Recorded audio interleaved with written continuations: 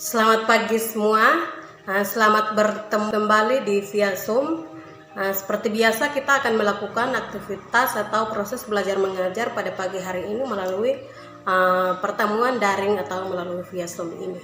Nah, teman-teman, sebelumnya mungkin ada yang masih belum bergabung, tetapi ini sudah menunjukkan jam 8.30.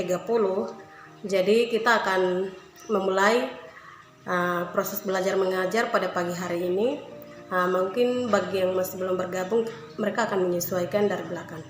Nah, di sini sebelumnya teman-teman sekalian masih sehat ya, masih sehat, masih dalam keadaan aman ya. Jadi tetap memang virus ini semakin meningkat, khususnya di Kota Semarang sini semakin banyak orang yang terkena virus corona, sehingga mungkin teman-teman sekalian bisa mengikuti protokol kesehatan yang sudah ada ya. Baik, sebelum kita memulai pelajaran pada pagi hari ini, kita akan mengawali dengan doa. Mungkin doa ini kita akan berdoa sesuai keyakinan kita masing-masing. Berdoa mulai.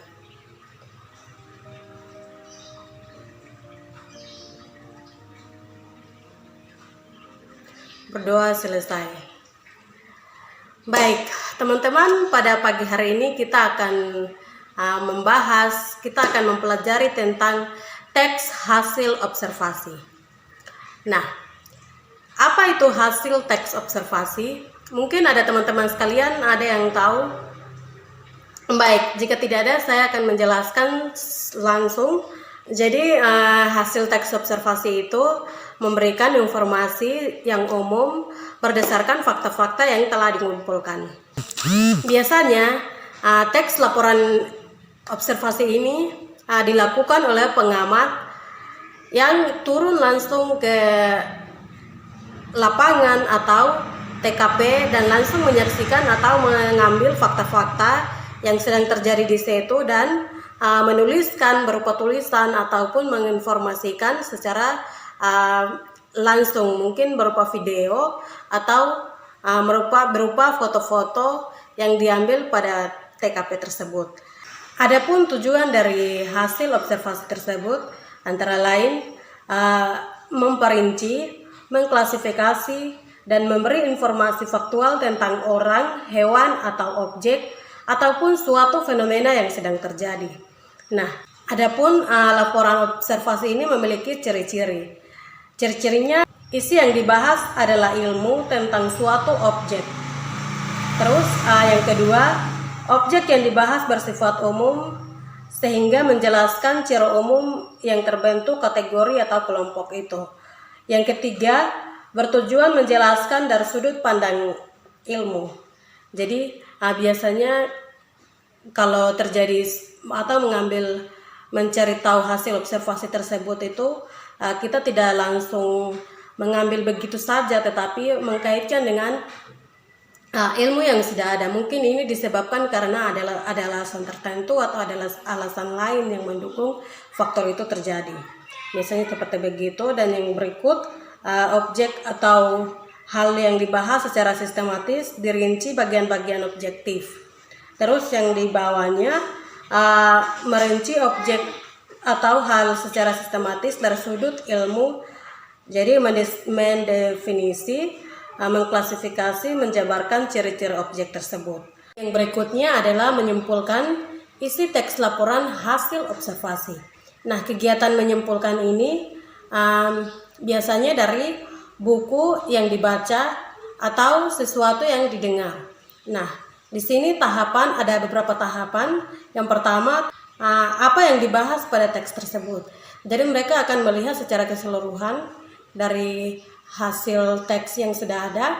Mereka akan membaca dari awal hingga akhir dan menarik apa yang dibahas dalam paragraf-paragraf atau dari wacana tersebut. Yang kedua adalah apa saja bagian-bagian yang terperinci. Jadi yang dirincikan dalam suatu teks tersebut itu apa. Yang ketiga, memilah topik utama dan bagian-bagian yang terdapat pada tiap paragraf. Yang keempat, tulisan informasi yang penting terdapat pada paragraf. Nah, jadi biasanya topik atau inti dari setiap permasalahannya tidak terlepas dari setiap paragraf yang sudah ada. Jadi kita bisa secara langsung, kita bisa membaca, bisa melihat langsung apa saja yang dibahas dalam teks tersebut, dan kita langsung bisa mengkaji atau bisa mengerti langsung fenomena apa yang sedang terjadi pada saat itu. Jadi begitu, secara umum sudah dijelaskan bagian definisi, terus tujuan, cara menyimpulkan dari hasil teks observasi tersebut.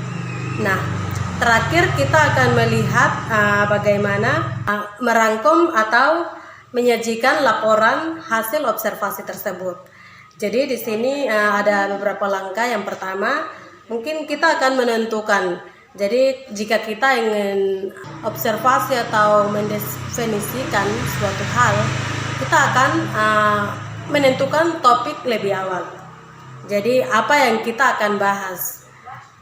Terus yang kedua, menyusun kerangka laporan.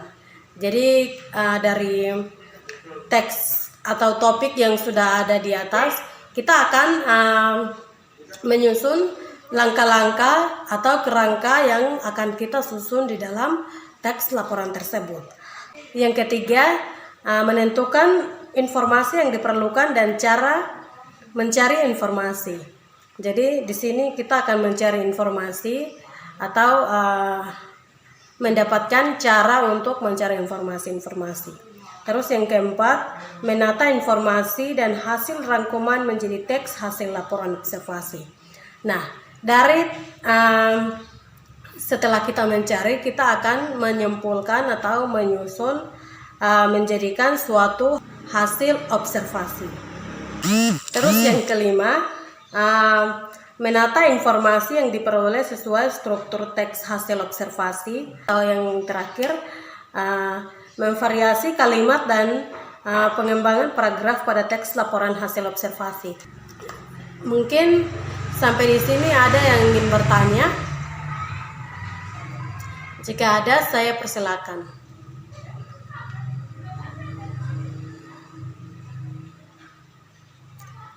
Baik, jika tidak ada, kita akan lanjut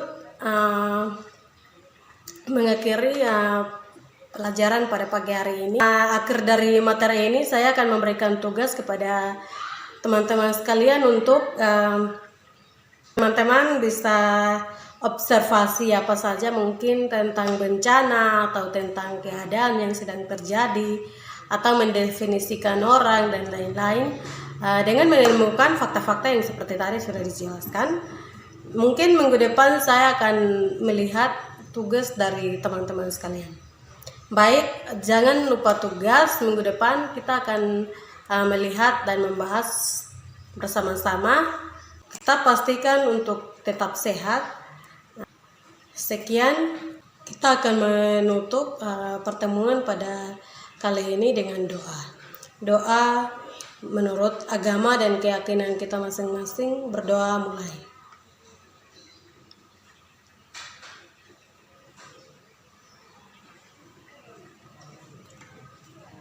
Terima kasih teman-teman, mungkin sampai di sini dan bisa keluar dari via Zoom.